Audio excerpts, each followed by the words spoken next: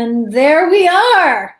You and I get such a treat to talk with one another, and everyone who's listening does too. Let me just pull it up on my phone so that when people comment, I know who it is and make sure that we have it here. Looks like it's taking a minute.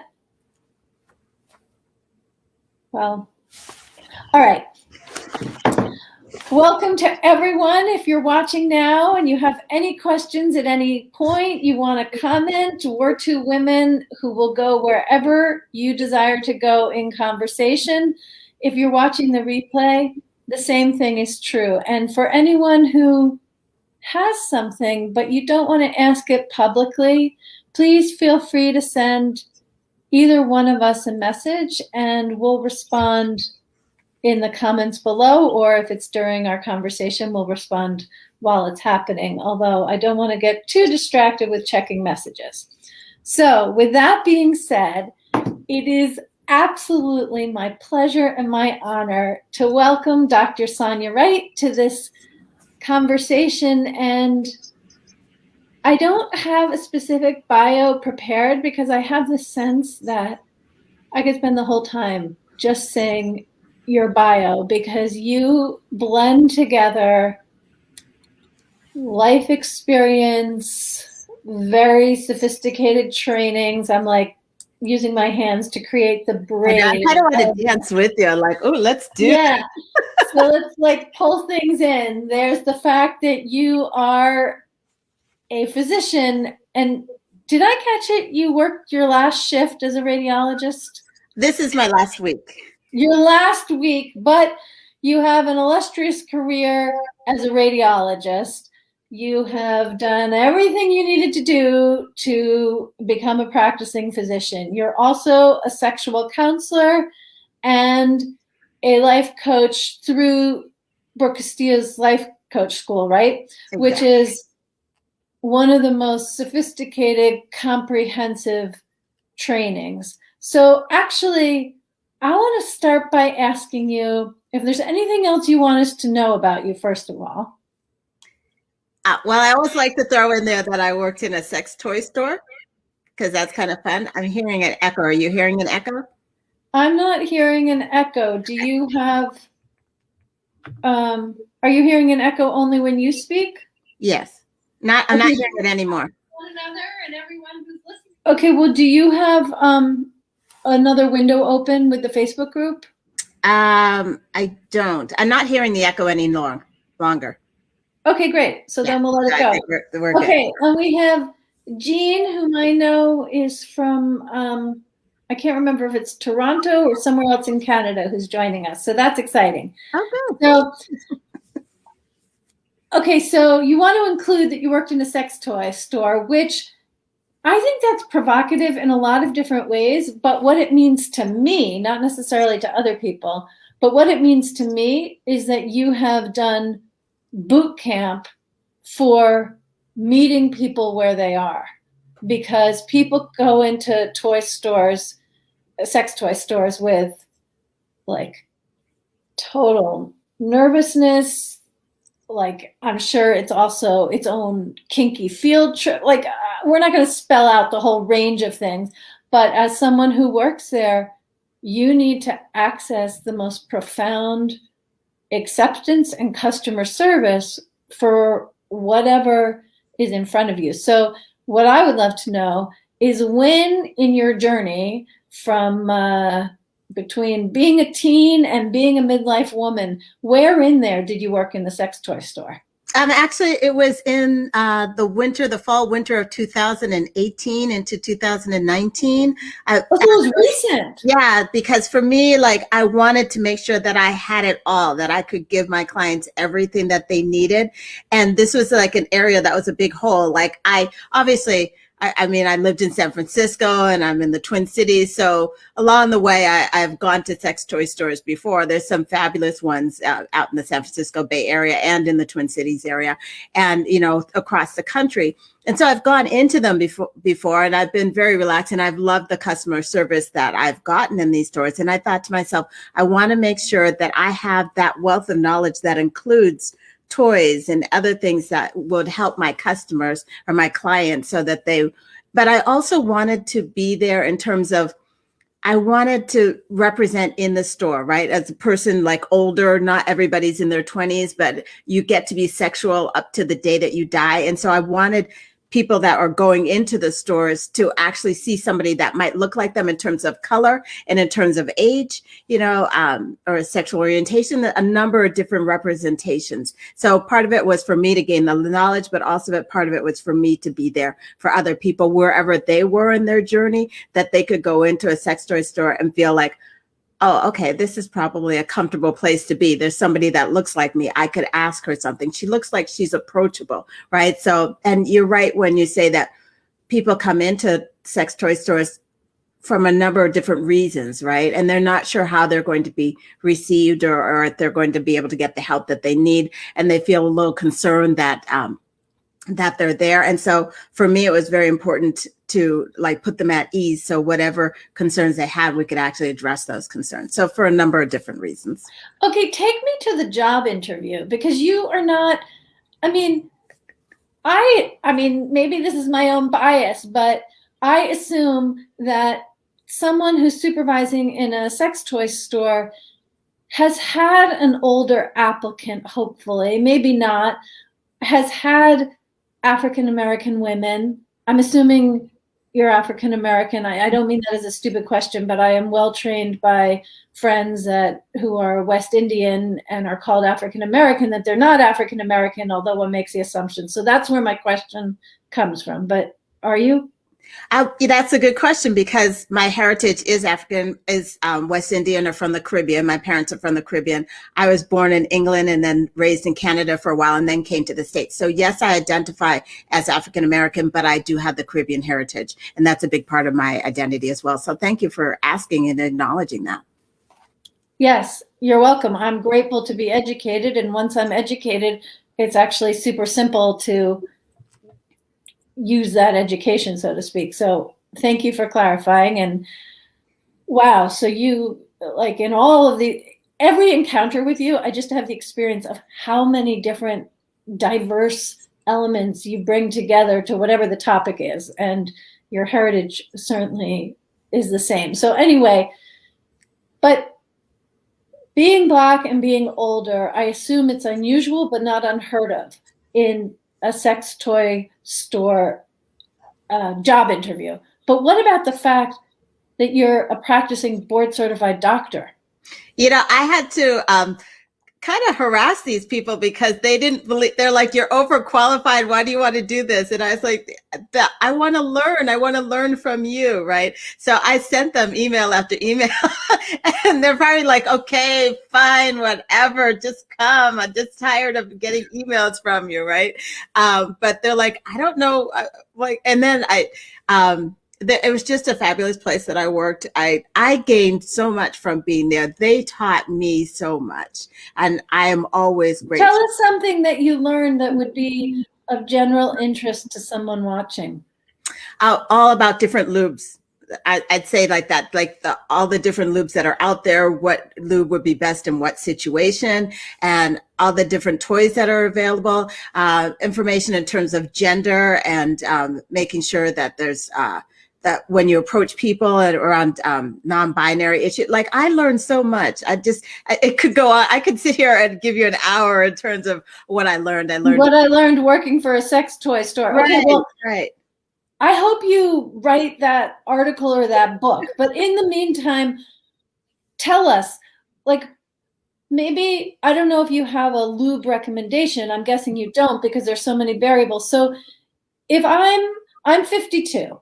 Yeah. And if I want to get lube, what question should I be asking myself or the customer service person I'm communicating with, either online or in a store? Like, other than, like, what's a good lube is a completely empty question.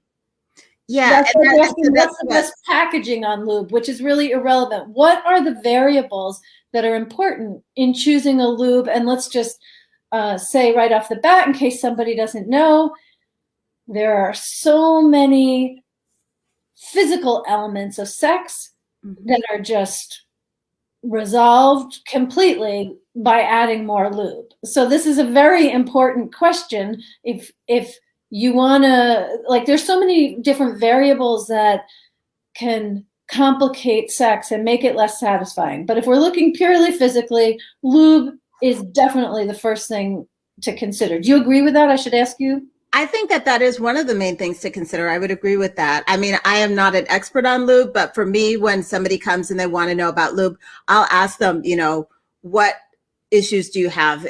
Specifically, there'll be some issues around vaginal dryness and such, right? But then we were making an assumption, because there's all different types of sex, right? There's vaginal penetration, there could be anal sex, so what exactly do you plan to use the lube for? Okay, so that's the first question. What do you plan to use the lube for? Well, I don't know if there's one, yeah, that's a pretty good place to start, but also, like, are you allergic to anything? That's an important thing to know. Are you going to be using it with a barrier method with condoms? Because there's certain lubes that you would use more so with condoms than without So there's certain things to be aware of. There's main silicone-based lubes, and there's water-based lubes, and then there's more oil-based lubes, and then there's kind of mixtures of different types, right? So you kind of need to know what situation it's going to be used in. Some of the thinner lubes would be fine for one situation, but if you're going to be doing anal play or penetration, you'd want a thicker lube. So you kind of have to have an understanding. Are you sensitive? Then that would be certain types of lubes that would be better if you have allergies or sensitivities to things more so than others. So there's a number of different factors that would go in there in terms of deciding which would be best for you. Do you want it for oral sex? Do you want, will there be oral sex involved? And so if you have some, if you're going to put the lube on, do you want it to taste better? What exactly are you going to be using this for, right? So there's a number of different things that come into play, right, that to be aware of. Do you have pH issues? There's just a number of different factors. And I'm not an expert in any way or shape, form around the issue of lube. I have learned a lot, but I recognize there's so much more to know about it. But at least I have a beginning understanding as to what thoughts go into it. So you don't just say, oh, go to the drugstore and grab what's ever on the shelf. A lot of those things have chemicals and products in it that may not be healthy for your body. And so it's good to be aware that you probably want to invest and spend some money on your lube, and a $20 lube or a $25 lube for a tube is not unheard of because the benefits that you're going to get from it. Okay. So it's so funny because I have all kinds of questions for you, but let's make this super practical. So I love the question of what are you going to use it for? And then all these other variables that you've just described. And you're recommending that someone doesn't go to the drugstore and just get the least expensive thing. I mean, especially at the point that someone is in midlife and really prioritizing pleasure and not cutting corners on it. So where do you recommend someone goes if they listen to this conversation? They know not to go to the drugstore, but where do you recommend someone go? Go to a boutique or like a small business type of sex toy store that will have a number of different lubes. You can call them up and have a conversation ahead of time, or you can go in there. Everything's online now, right? With COVID, right? So you can go into the there's a number of different companies out there that would be very good as well. But you just go online and you see what different products are out there and look at reviews. Like a standard silicone-based one, that's a good quality one, is Uber Lube. So that's usually the one that I'll recommend that's silicone-based. But then if it's water-based, I like Sutil or Sliquid. But it depends. There's like the basic stuff, and then there's like trial and error to find the one that's right for you. Okay, so what I'm going to do after we're done talking is ask you to give a few links for boutique stores, because I think this is the kind of thing where, depending on where someone is in their journey, even just picking which store. So I would love to make your expertise available, and we can add those links later because no one should be clicking on them to go buy lube right now. Just keep paying attention to the conversation. So how did you, I feel like the switch that I made from family medicine to relationship and intimacy coaching, while it's a big switch in terms of practicing medicine and then not practicing medicine and being a coach. But in so many ways, I'm still devoted to people's overall health and wellness. It's just really focusing on their relationships. But as a family medicine doctor, I was focused on relationships. But you have gone or are in the process of going from radiologist to sex counselor and life coach. And even if you were continuing to practice medicine, talk to me about how does that, what drives you? I don't even know exactly what question. Did you always know you wanted to be in service of people's pleasure and sexuality? Or is that something that emerged after you became a radiologist? This is an interesting question. So I would have to go back to my time in college. I used to be the diaphragm information person in the Wednesday afternoon contraceptive information center, right? So I did that while I was in college, and then I kind of got away from that. And it wasn't until I was like maybe 4 years ago that I was looking, I was like, okay, at some point you're going to retire from radiology in 10, 20 years. What do you want to do after that? And I was like, oh, talking about sex would kind of be fun. I think I'd like to do that for my next career, because I couldn't imagine myself retiring, really. I'm not the type of person that's just going to retire. If you know any West Indian Caribbean people, we always have like 4 jobs. Like, I'm no different. Like, we have this understanding that you do, like, my dad's still working in his late 70s, right? But doing something you love and something that you want to do, right? That's the important factor. So I was just like, what would you consider fun to do? And to me, it was going to be more like a hobby jobby, like not something that it was something I was going to do when I was over 65, when I had finished with radiology. But I thought, yeah, sexual counseling, something to do with sex, that would be good. And so I was in this phase where I was getting training as a life coach. And I thought to myself, well, if I'm doing that, why don't I just get all my training at once? And then I'll know what to do in the future, And so that's where I researched and discovered that, I could be a sexual counselor. So then I ended up doing that training over a year course, online and in-person type of training. But I didn't necessarily think I was going to use it so soon, right? But I just thought originally, this is something that I would be interested in doing because I had my own intimacy issues. And so I thought, I'm not the only one that's dealing with this. Let me go ahead and get this training and then figure out what to do. I have been a life coach and have been practicing a life coach for a number of years. Just as something that I wanted to give back to my physician community, because I mainly did coaching in the physician community. And then over time, it kind of evolved to add in the sexual counseling, and then kind of grew from there. That's amazing. And for anyone watching who doesn't know, as a physician, my image of the radiologist is basically sitting in a mostly dark room, often alone, interacting with technology long before all of us lived this way, where you're looking at CAT scans and x-rays, and it's solitary and it's visual, and there's a way in which it's fundamentally no frills, because you need to just see what's there and not add things to it, and there's no place to add lube when it comes to radiology. And so this change is so profound. Yeah, did you want to say something?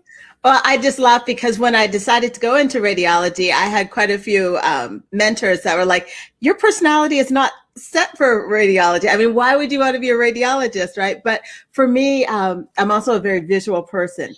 And the beauty, yes. I love anatomy. I love the human anatomy. And so for me to be able to focus on the body and how amazing that is. And I still, I think of an MRI of the brain, and I still think it's one of the most beautiful things that I have ever seen. Like, it brings me pure joy. So you can be a person of many facets, like different things that you enjoy. And so, yes, I love being a radiologist.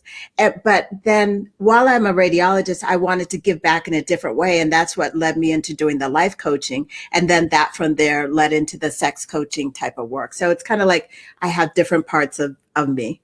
Okay, well, I can actually feel the through line, even if it looks at first glance like disparate parts.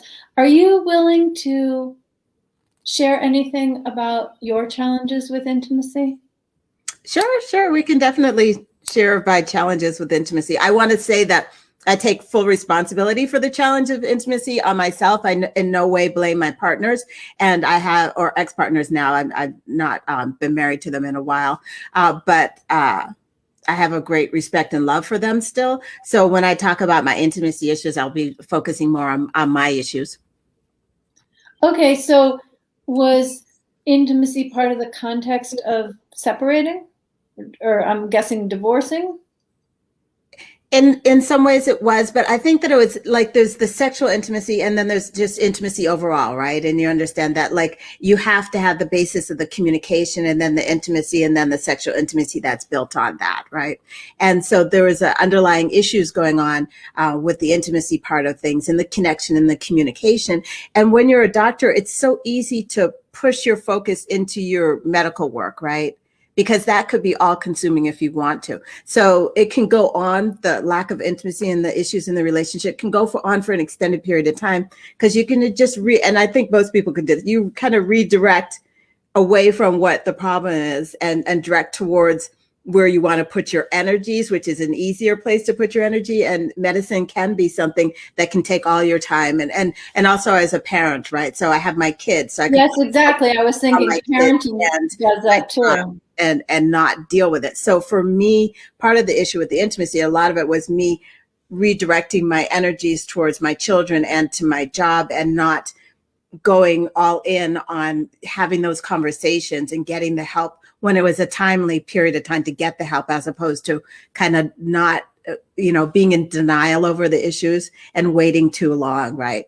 So one of the things that I work now with my clients is on having those difficult conversations, because I know that even it could be uncomfortable to have the difficult conversations, but not having them is actually causing more detriment to the relationship than having the difficult conversations.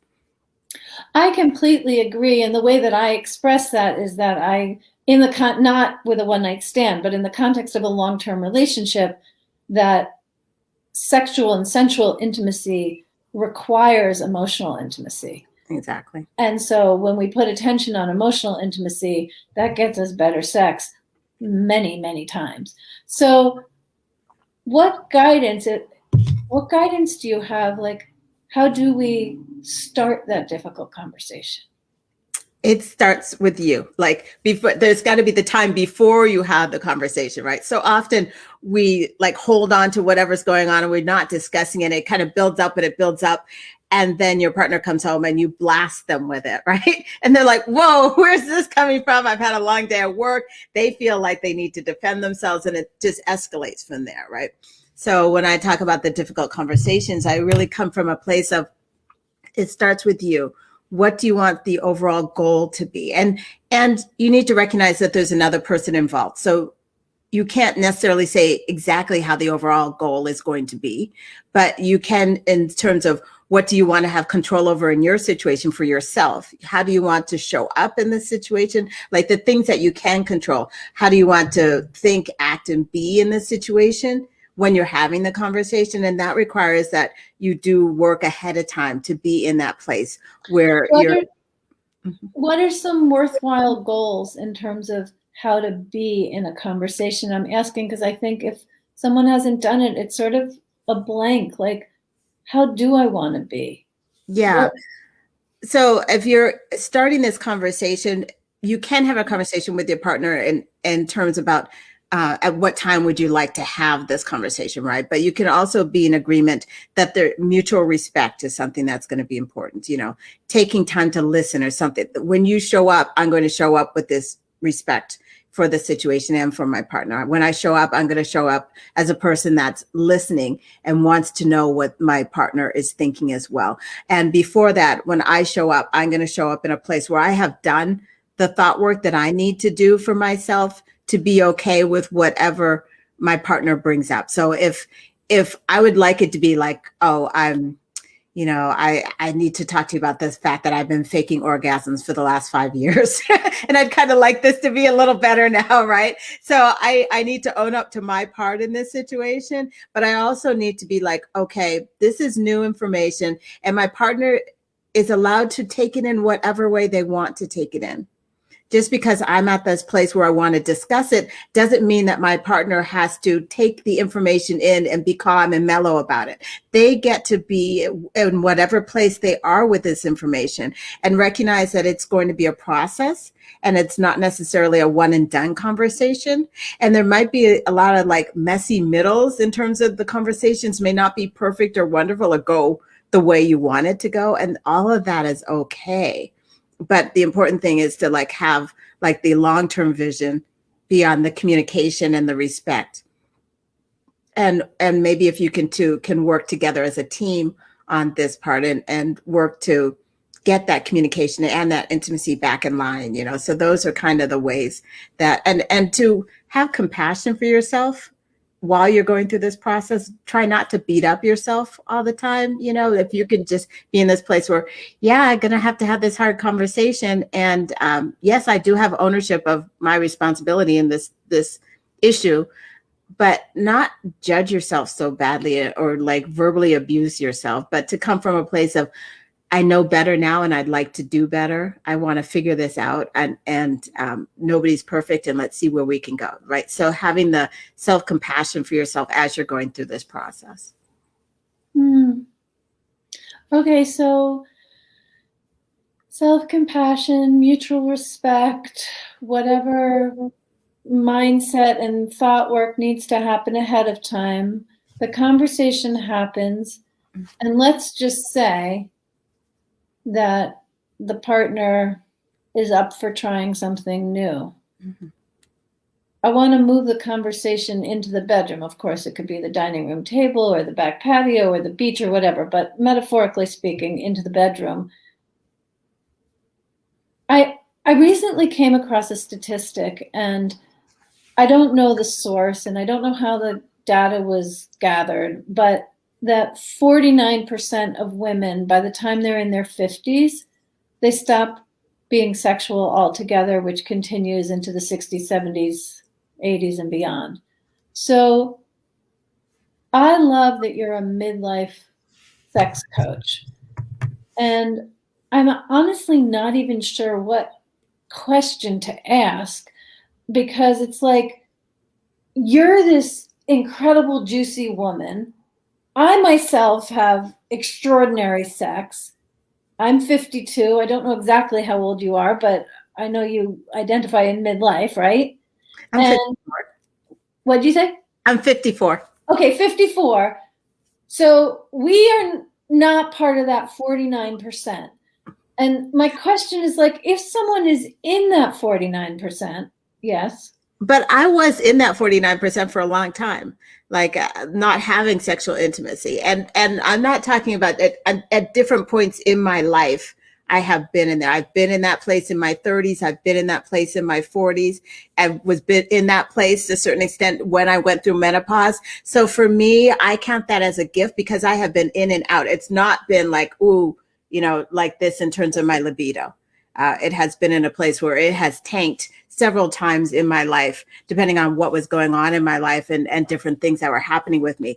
And because of that, I feel like I have had the experience of how to get back out of that hole and how to get back. Okay, so teach us, because I'm just picturing, particularly with women's actual experience in menopause and these kind of societal memes that get into our subconscious. Where does a woman begin to come out of that if she doesn't have that experience that you can, wait, with the screen here, that you can draw on? She's just experienced down. Yeah. Teach us to come back up.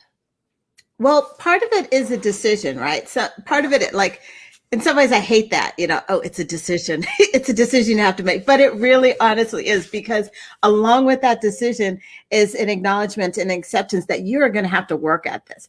You can want something and you can have it, but that doesn't necessarily mean that it's going to be easy, right? So it's not about just sending our partner to skillful lover school. It's never about the partner. It's always about you, right? And you should. Okay, so I'm convinced, but I just want to play with you. Yeah. And be like, really?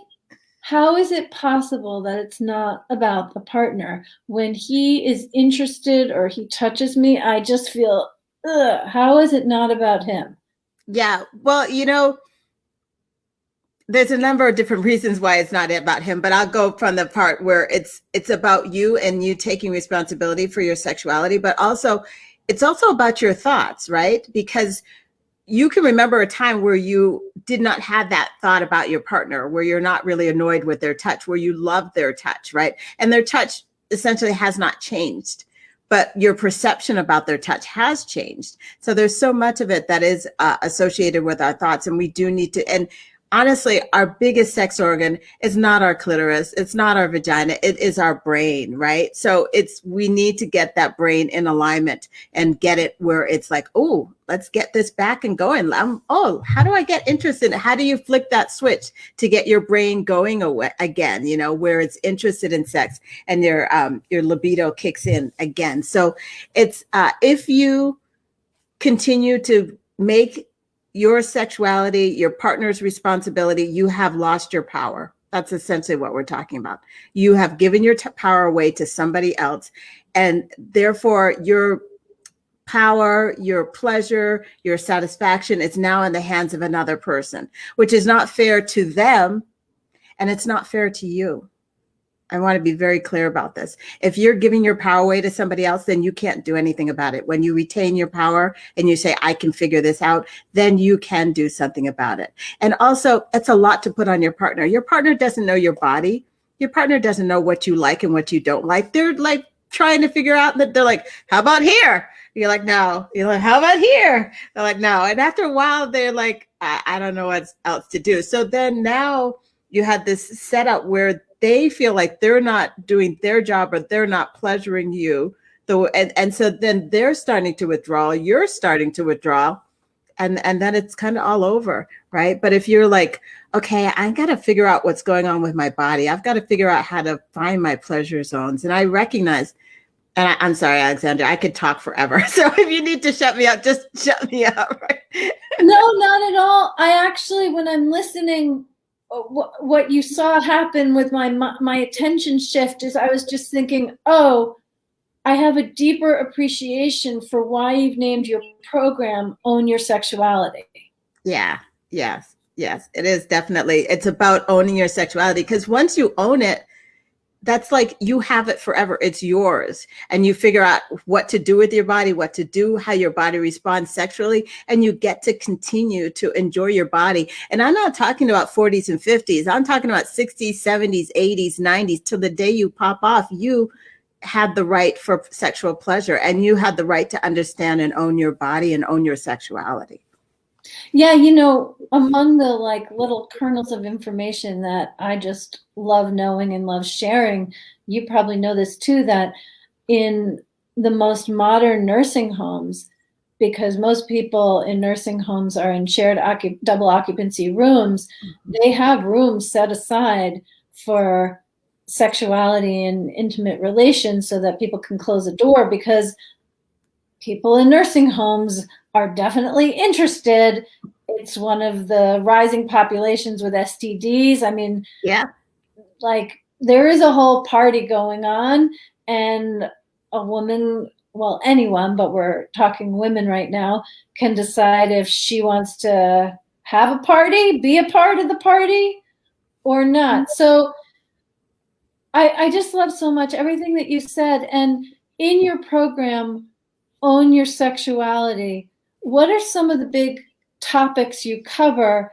Because that's a way both for anyone who might be interested in your program to hear about it, but it's also a way that you'll show us what the landscape is from your point of view if someone wants to own their sexuality.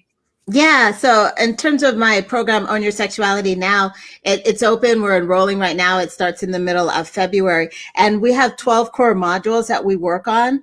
And the first one is really owning up to where you are. What's going on sexually for you right now? So what is your sexual situation?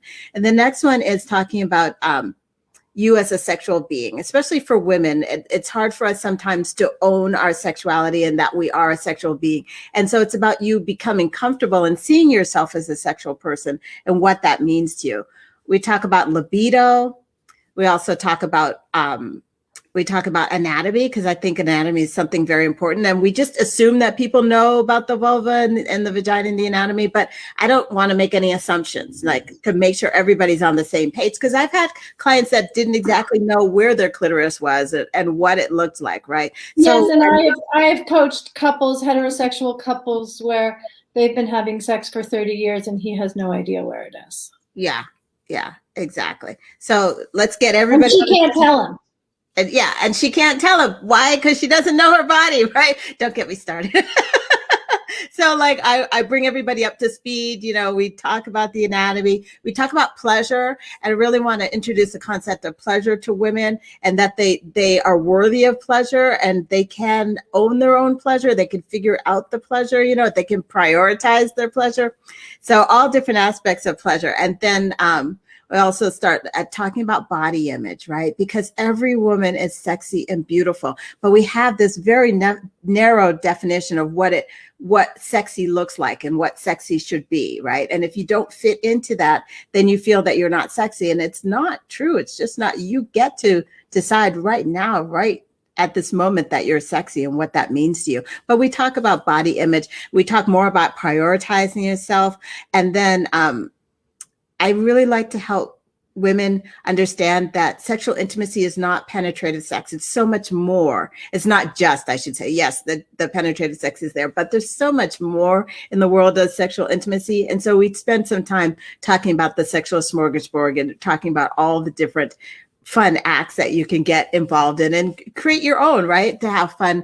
And then, of course, since I love the toys will come in. So we have a whole section on toys. And then we start working on what I call your protocol, which is kind of like your plan to continue to have the sexual intimacy in your life, and kind of put that plan into place. And then we kind of wrap it all up. So that's the first part of it. And then there's weekly coaching. It's anonymous because I believe in having people as relaxed as possible, so they can coach through the chat or audio or video, whatever they want.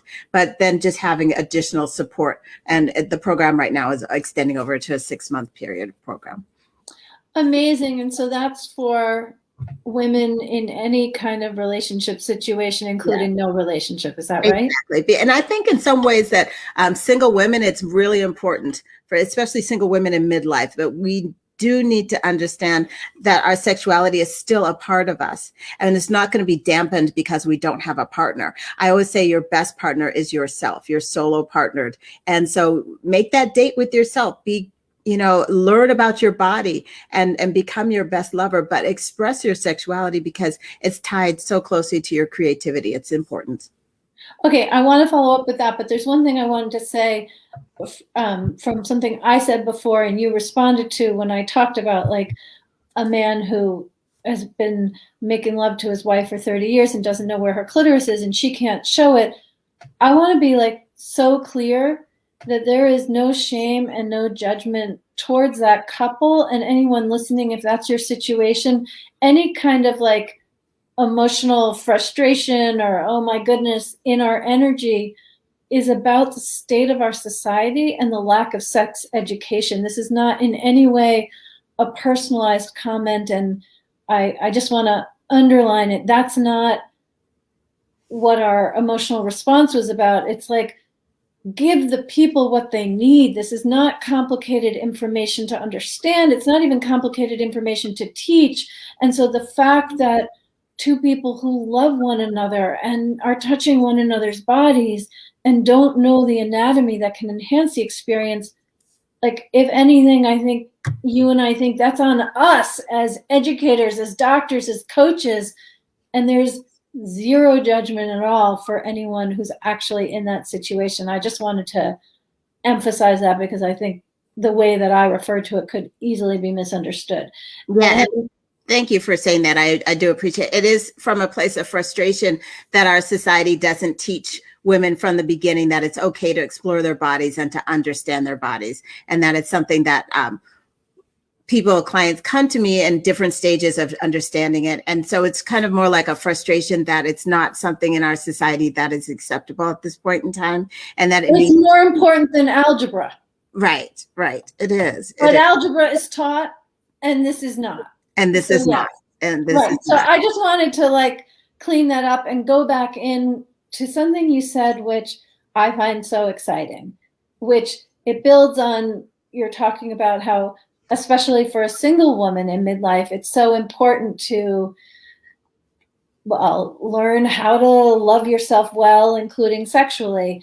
And so you talked about in your curriculum that one of the components is how to claim being a sexual being. That's not quite the language you used. So if I'm listening and I'm like, well, I have sexual anatomy, but I do not move through my life feeling like a sexual being. Mm-hmm. Where do I start? Yeah, well, it just starts from wanting to consider yourself a sexual being, right? So if you get to this place where you're interested, kind of like to a certain extent want to at least explore this area, that's all it takes. Just like being curious about it. You don't have to have any formulated ideas, and you don't have to be in this place where you're like, yes, definitely, I'm a sexual being. Just start from wherever you're at, right? And just it's like learning French. You're not fluent on day one. You're not fluent on day one. But one thing I do suggest is kind of look at your ideas around sex and being a sexual being, because a lot of the ideas that we have were planted there either a long time ago or given to us by somebody else, and they're not necessarily our thoughts. And you get to be in a place where you evaluate those. If those are what I call like sexual weeds, they're not helping you, they're just stuck you can pull those thoughts out if they're not serving you anymore. And let the actual plants bloom. Yes, that's exactly. I love that before we started talking, you said that is your image of female sexuality, right? Yes, it's this flower behind me that's in full bloom. Is like when you're opening it up and you're coming into your own and you're like, oh, I am a sexual being and this is completely normal. This is okay. I get to be a sexual being, right? So just having that opening up and that blooming is so good. That's so wonderful. Well, is there anything else that you want people to know about sex in midlife in the context of this conversation? I know you have so much more to share, but what about in this conversation? In this conversation, just that sex can be fun. You know, you give yourself the permission to explore and enjoy and create the sex and sexuality that you want. If we haven't touched too much on it, if you're having painful sex, that does not necessarily have to be the case. Go and check in with your gynecologist. There's some things that can be done about that. But there's so much more to sex than just penetrative sex. There's so much more that you get to explore. And the touch, the connection, the pleasure, the satisfaction, that's really where it's at. So if you focus on those things, relationship with yourself and with others, you get to enjoy sex. And that's what I would want for all the listeners. Okay, beautiful. And obviously one of the benefits of being in a conversation in Facebook group is it's easy to find you.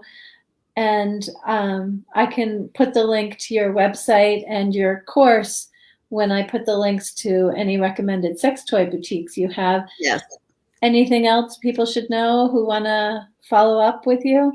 No, they can find me on Facebook and on Instagram and my website, and you'll put that up as well, Sonia Wright MD. And my website, you can link to everything, including my course from there. Okay, fantastic. Well, I am so grateful that you've brought your juicy, wise, doing so many different things for the rest of your life self to this. So thank you for conversation.